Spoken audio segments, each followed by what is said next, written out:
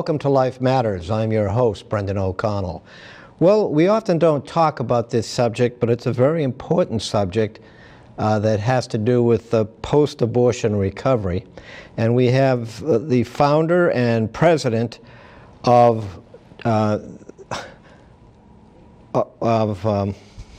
gosh, I've forgotten the name of your organization. Save One. Save My One. Goodness. Anyways, her name is Sheila Harper, and we're going to hear her story and what she's doing to help people to recover from both the psychological and emotional effects of post-abortive living. Well, welcome, Sheila Harper. Thank you. I am so honored to be here. Sheila, how did you get involved with the Right to Life movement? Oh, how did I get involved? It is a long story that I'll try to make short, but it was from my own abortion that I had at 19 years old. And I spent the next 7 years just hating myself and trying to die. I attempted suicide and started abusing substances, just trying to numb myself. And I didn't know how to fix myself until finally I found my way to a Bible study, a lot like the one Save One offers, and I couldn't get enough of it. It was like I met God, and they showed me how to be liberated from this wound that abortion had left me with for 7 years. And so I started working at the pregnancy center, and that was back in 1992, and I just have never stopped, and it has just developed more and more. I just keep walking through open doors, and I love the Right to Life movement. Uh-huh. Well, now, what do you mean by the word abortion recovery? Well, when I say abortion recovery, I think it's important that we recognize that there are so many women, men, and family members who are wounded by abortion. When we go and we choose abortion, it's not just a simple choice. It's not just something that, any little girl ever dreams of one day of growing up and having an abortion. I mean, that's just never on your radar. And so when you make that choice, you walk around with this wound that you cannot fix outside Jesus Christ. And so when we offer recovery, we're trying our hardest to stop abortion on the front end, but we at the same time have to recognize that there were over 60 million women who walked out the back door of those clinics. And there is a man attached to each one of those children who lost their lives. And so that's a lot of wounded people.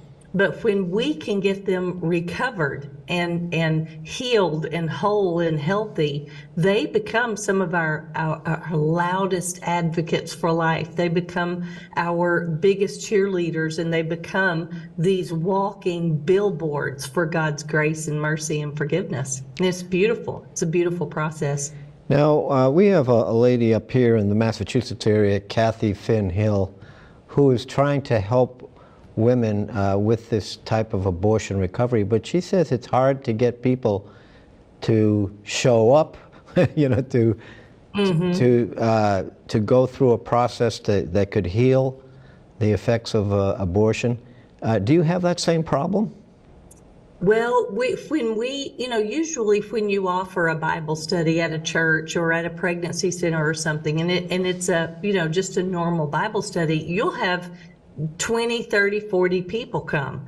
Mm-hmm. But with an abortion recovery Bible study, if you have 10 people come, that's huge. That's almost too big of a class.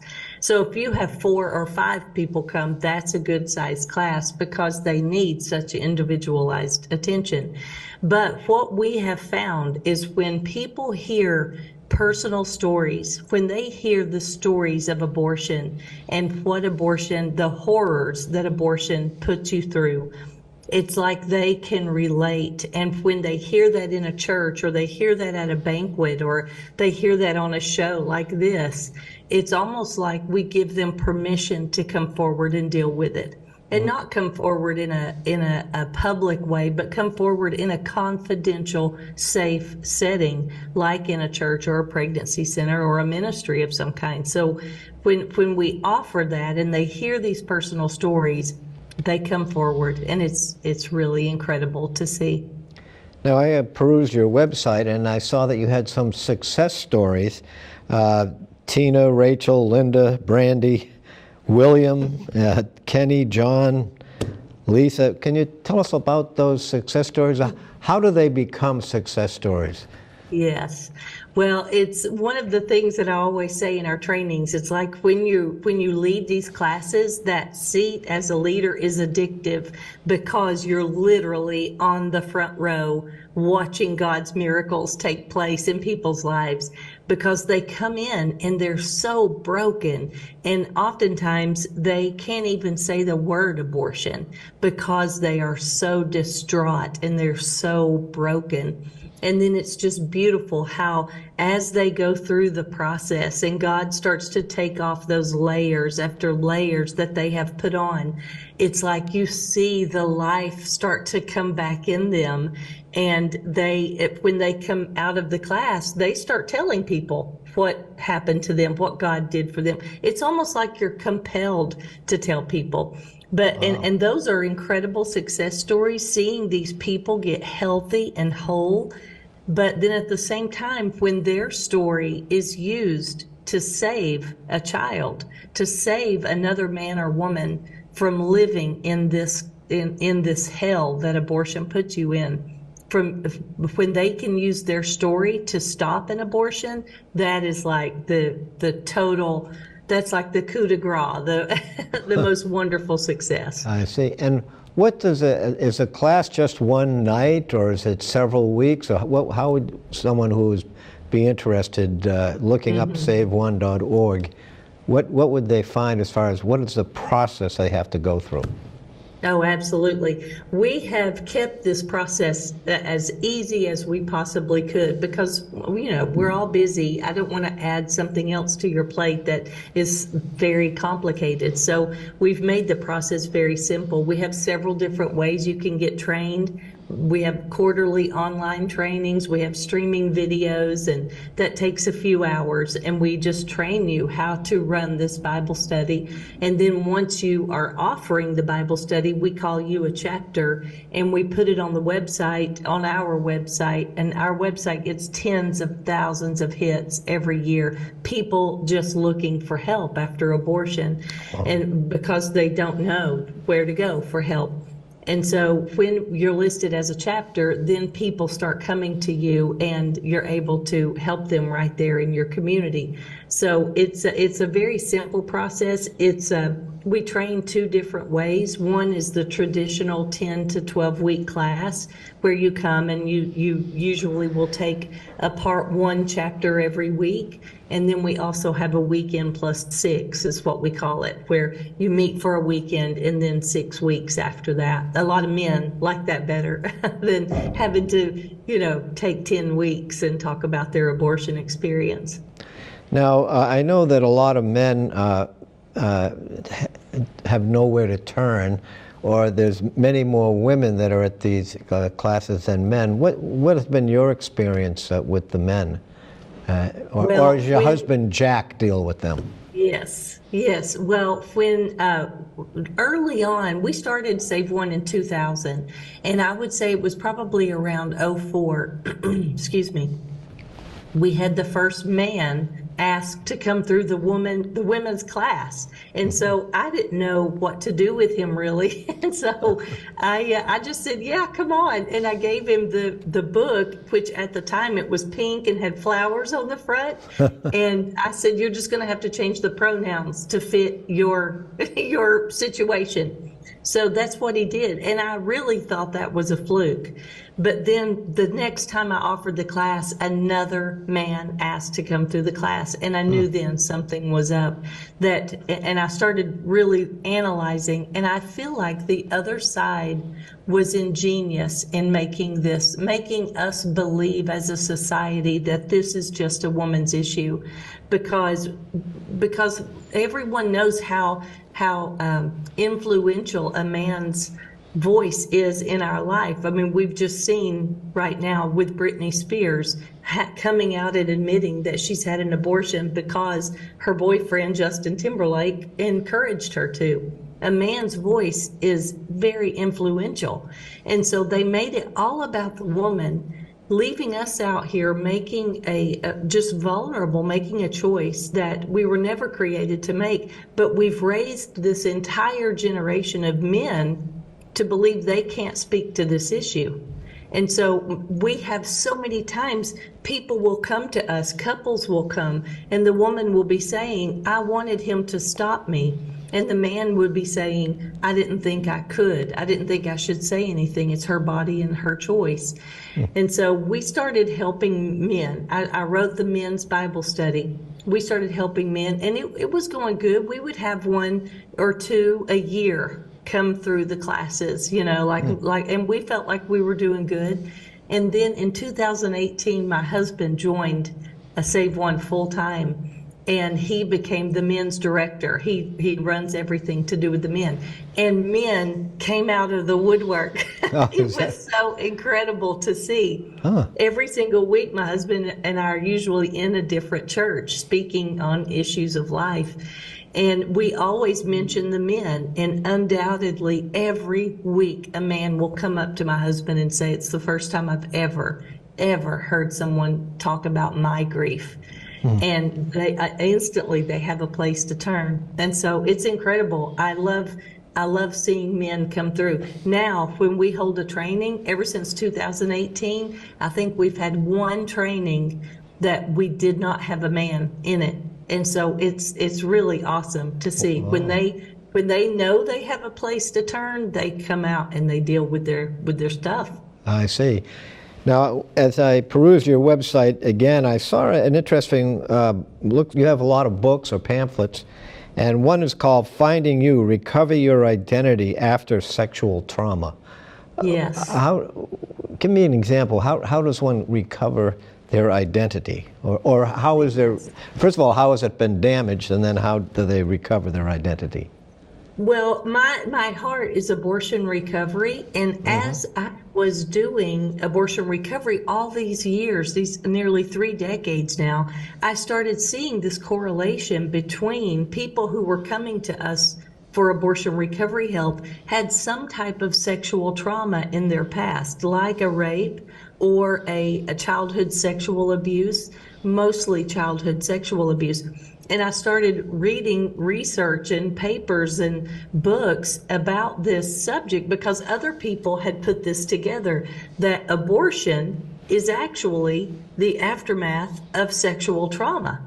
And so when I started realizing that, I saw that if we can get people healed from sexual trauma, we will have far less abortions in the world. And so I wrote that Bible study as well called Finding You, and we have Finding You groups popping up now, like we have Save One chapters. But when you are traumatized sexually, it's like everything in your mind gets twisted. Your thoughts about yourself, your identity, everything you see and do, decisions that you make are seen through that lens, that filter of that sexual trauma. And so it so messes with your identity that you grow up and you think you're this one person, but actually God says you're this person. And so that Bible study just kind of helps them get back to who God says they are, not what the trauma made them believe they were. Do you think that trauma has led to, I know in statistics that I've read myself, Dr. Reardon out of the Midwest, that suicides are, I think, 6 times greater amongst the female population that have had an abortion versus the female population that haven't.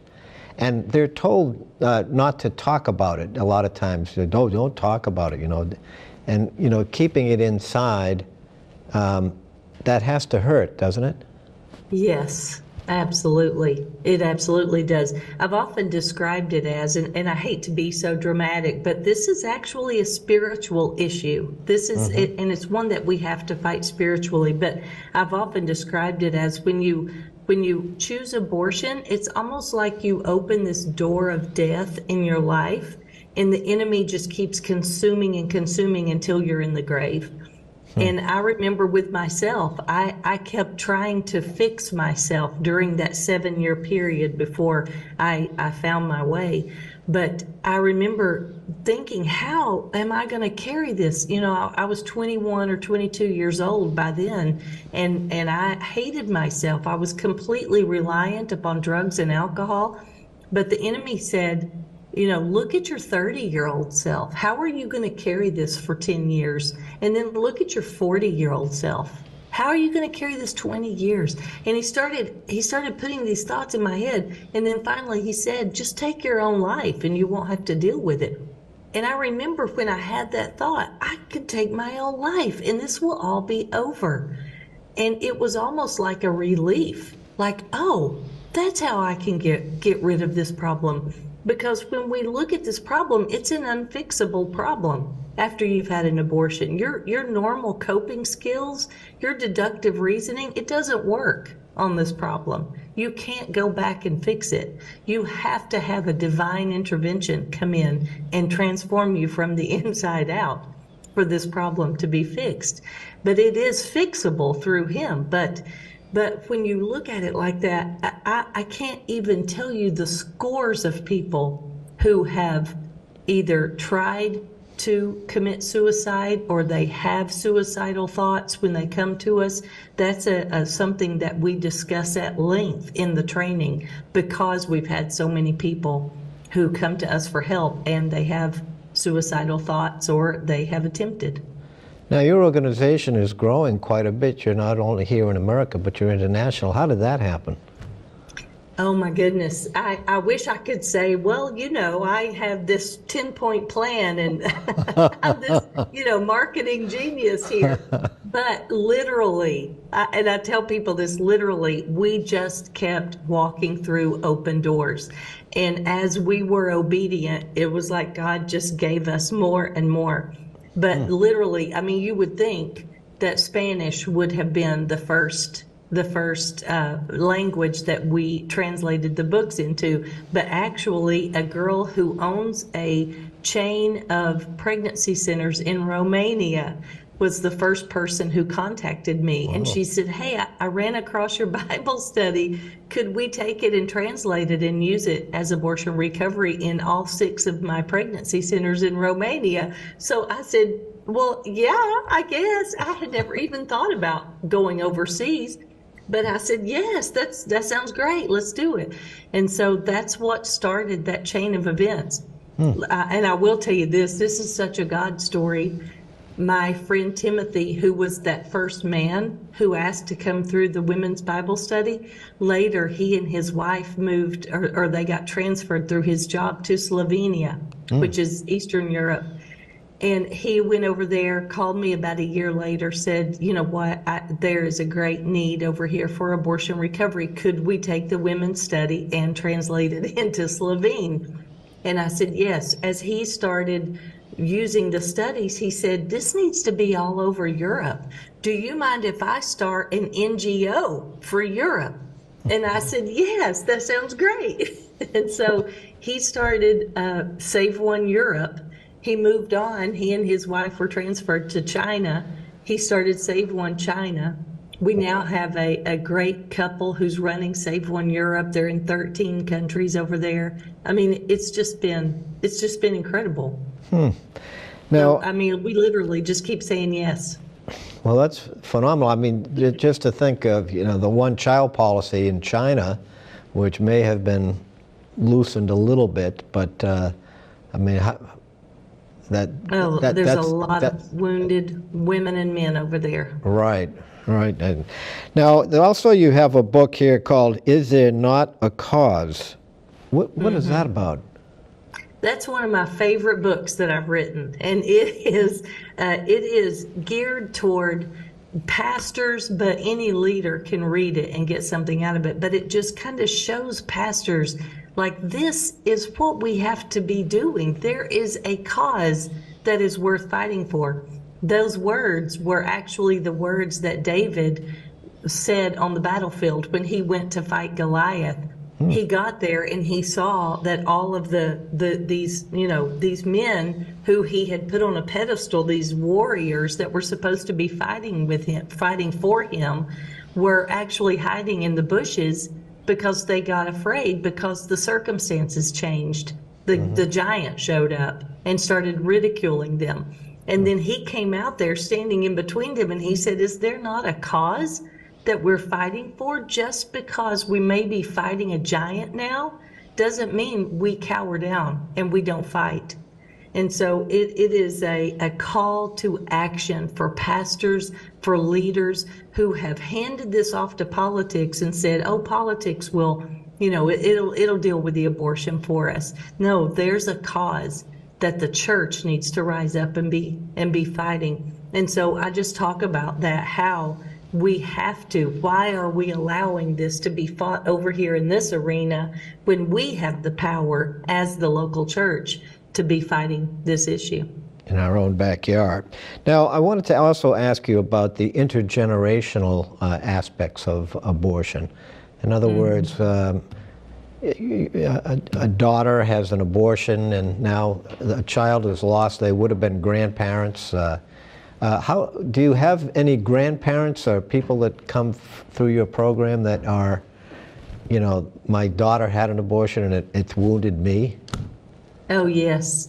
Actually, the third Bible study that I wrote was called The Ripple Effect, and I wrote it because we were getting so many grandparents, so many siblings coming through the program, so we decided to make their own Bible study. But all three of these Bible studies mirror each other, so you can hold one abortion recovery group, and anyone who is abortion wounded can come through and they have their own book. But these grandparents, a lot of times, they are the ones who forced their child to have the abortion. And then they saw their child's life go off the rails, and they realized what they did was horrible. And so they're coming and they need help, and they need somewhere to be able to lay down this wound so they can repair these family relationships. There's so many dynamics to that. And a lot of times the grandparents didn't know till 10 years after the abortion that they had had a grandchild that was aborted.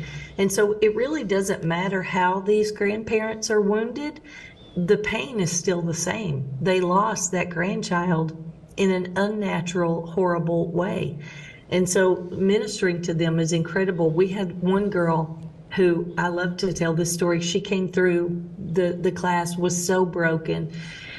And, by the end of the class, she was ready to go tell the world, what God had done for her and this abortions. But it's not part of the Save One program. We don't say, now go tell everybody, we don't do anything like that. But she felt led to tell her family. So she told her family, her daughter, her son, her husband, about the abortion, what she went through, but how God transformed her. Well, years later, her daughter came and said that she was 17 and she was pregnant and not married. And she said, "I'm pregnant." And of course, my friend was devastated. But the very first words out of her daughter's mouth was, "The people that I've told, they all said I should have an abortion. But I saw what it did to you, and I knew I would never make that choice." And so I love seeing how so many times it is generational, the grandmother, the mother, the daughter. But because my friend Donna got healing and was open and vocal about it, she saved the life of her own grandchild. And so I love when things like that happen because it's just beautiful. Do grandparents, when they have they're doting over their grandchildren. And of course, Yes. At the end of the day, they can go home. They don't have to be with the child the whole time.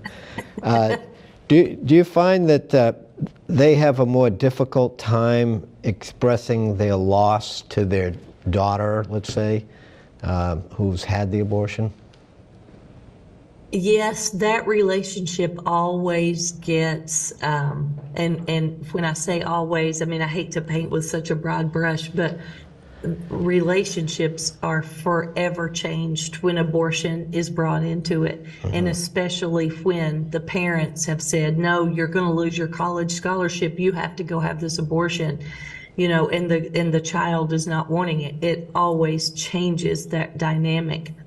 And so we see that a lot. The relationships are so hard because the parent may have forced the child, but the parent comes in and they're wounded, and it is extremely difficult because they're the ones that caused this, a lot of times.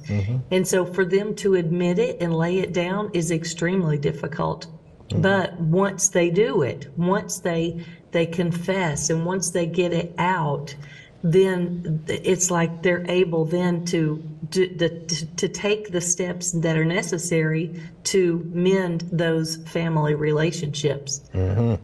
Now, we're towards the end of our show, and I noticed you had a few events coming up. Briefly, we've only got a minute, but could you tell us about the events you have coming up? Oh, sure. We have several that are in the works. We've got a conference this weekend. We go to Memphis after that. We've got a big event on Coronado Island the next week. There's just event after event after event almost every single week until December. And then our whole calendar almost for 2024 is booked. And so it's just been incredible. People are starting to wake up and realize they can do something about life. Oh, that's great. I was at the Coronado Island in San Diego about a month ago. Oh, that's great. Yeah. Anyways, well, thank you so much, Sheila, for coming on, and your organization, Save One, is doing really a lot, doing God's work. We really appreciate it. Thank you. And folks, we hope It was an honor to be with you. Thank you. And we hope you found today's show to be unique, informative, content-rich, truthful, and thought-provoking. Thanks for watching and listening. My name is Brendan O'Connell, your friend for life.